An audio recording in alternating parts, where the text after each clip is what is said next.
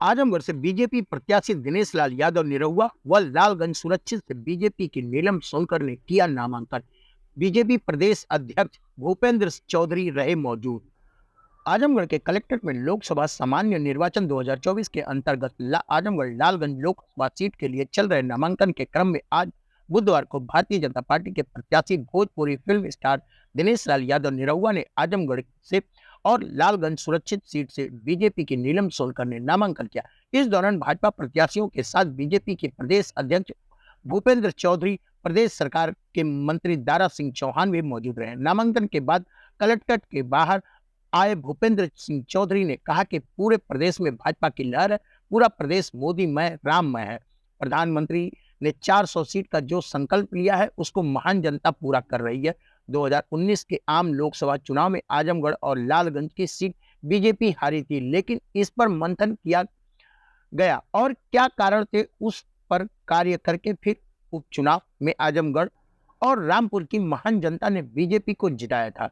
एक बार फिर 2024 के चुनाव में भी आजमगढ़ व लालगंज के साथ ही पूरे प्रदेश में जीत का दावा बीजेपी के प्रदेश अध्यक्ष ने किया। वहीं दूसरी तरफ भाजपा के प्रत्याशी दिनेश लाल यादव निरहुआ ने सपा प्रत्याशी धर्मेंद्र यादव पर निशाना साधा। उन्होंने कहा कि 2019 के चुनाव में अखिलेश यादव जीतकर आजमगढ़ छोड़ दिए, 2022 के उपचुनाव में धर्मेंद्र यादव हार कर आजमगढ़ छोड़ दिए, लेकिन दिनेश लाल यादव निरहुआ 2019 में हार कर भी आजमगढ़ नहीं छोड़ा और 2022 में जीत कर भी टिका रहा। यह आगे भी जारी रहेगा। जो नया घर धर्मेंद्र यादव ने यहाँ पर लिया है उसमें चुनाव के बाद से ताला पड़ जाएगा। दिनेश लाल यादव निरहुआ ने कहा कि वैसे भी धर्मेंद्र यादव चुनाव में कहीं नहीं है, उनकी टक्कर बसपा से है।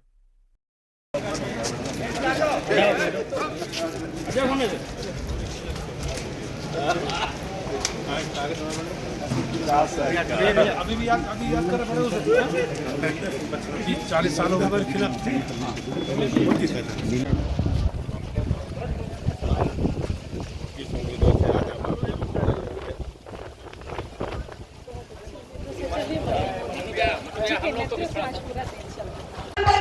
वो भी अपने पार्टी के मंच पर बैठी हुई है। ऐसे संगीता आजाद जी भी है, नीलम सोनकर जी भी है और जो तीसरे स्थान पर थे ऐसे कांग्रेस पार्टी के पूर्व प्रत्याशी रहे भाई पंकज मोहन सोनकर जी भी बैठे हैं। ये हम लोगों के साथ अद्भुत संयोग है कि पिछली बार ये पहला, दूसरा, तीसरा था वो सब भारतीय जनता पार्टी के साथ खड़ा है। तो आप बताइए लालगंज की लोकसभा जीतेंगे कि नहीं जीतेंगे?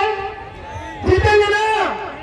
तो सभी साथियों से अनुरोध है, हम लोग के मध्य में हमारे प्रदेश अध्यक्ष आए हुए हैं पूरे तन्मयता के साथ। 19 से और 24 में क्या बदला है? कोई रणनीति नहीं है। जैसा हमारे शीर्ष नेतृत्व का है कहना कि सबका साथ सबका विकास के उद्देश्य को लेकर चलना है, हम लोग उसी के तहत कार्य कर रहे हैं। ना ही कोई धर्म, ना कोई जाति, ना किसी का भेदभाव, सारे लोग अपने हैं, सबके साथ मिलकर कार्य कर रहे हैं। आदिवासी कटकारी के हमारा गढ़ है, दोनों सीटें हम जीतेंगे, क्या कहेंगे? अब ये कहने के सिवा उनके पास कोई चारा नहीं है। जीत की क्या रणनीति है? आज लोकसभा चुनाव 2024 के परिप्रेक्ष्य में आजमगढ़ और लालगंज लोकसभा में भारतीय जनता पार्टी के प्रत्याशियों ने नामांकन पत्र दाखिल किया है और जिस प्रकार का माहौल है, वातावरण है, जो जीरो नीचे से रिपोर्ट आ रही है, पूरा देश मोदी में है, राम में है। और मैं निश्चित रूप से कह सकता हूं माननीय प्रधानमंत्री जी का जो संकल्प है अब की बार 400 पार का, उत्तर प्रदेश की महान जनता और आजमगढ़ और लालगंज की महान जनता उसे निश्चित रूप से पूरा करे।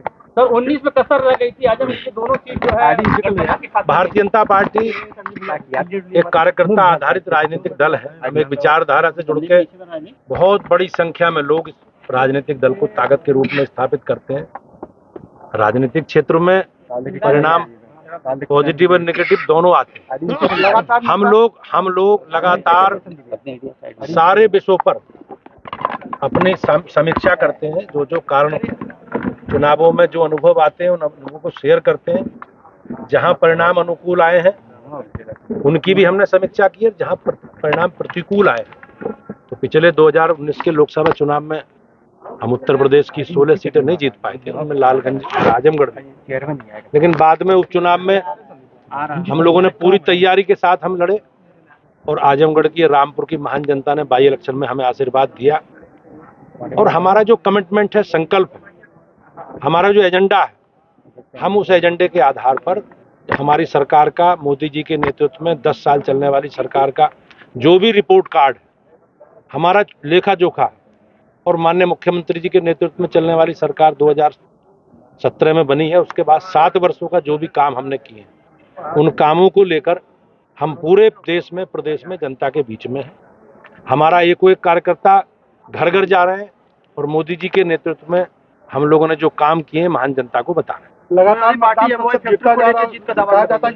समाज विपक्षी दलों की जो गतिविधि हैं, आप पहले चरण से उत्तर प्रदेश में देखेंगे, मुझे देश की जानकारी नहीं है, लेकिन उत्तर प्रदेश में देखेंगे तो कोई गतिविधि कांग्रेस पार्टी की, समाजवादी पार्टी की, बहुजन समाज पार्टी की उत्तर प्रदेश में नहीं दिखती। भारतीय जनता पार्टी के लोग अपने एजेंडे को लेकर सक्रिय हैं। तो इस प्रश्न का जवाब विपक्षी दलों को देना चाहिए कि उन्होंने कितने लोगों से संपर्क करके मतदान करने का आग्रह किया, उनकी क्या उपस्थिति रही है, उनके कितने सार्वजनिक कार्यक्रम हुए हैं, कितने उनके रोड शो हुए हैं, कितने लोगों से उन्होंने संपर्क किया। तो विपक्ष की जो अनुपस्थिति है उसके कारण मतदान कम हुआ। सर, धर्मेंद्र यादव जी आजमगढ़ से हैं और 5 और टिकट जो है समाजवादी पार्टी ने परिवार को ही दिया है, तो क्या कहेंगे सर?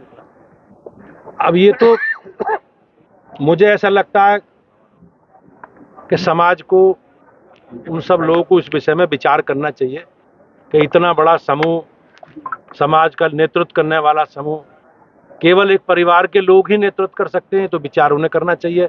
बाकी लोग और योग्य हैं या नहीं है, वो लड़ सकते हैं या नहीं लड़ सकते हैं, तो जवाब इसका मंथन समाज के लोगों को करना चाहिए।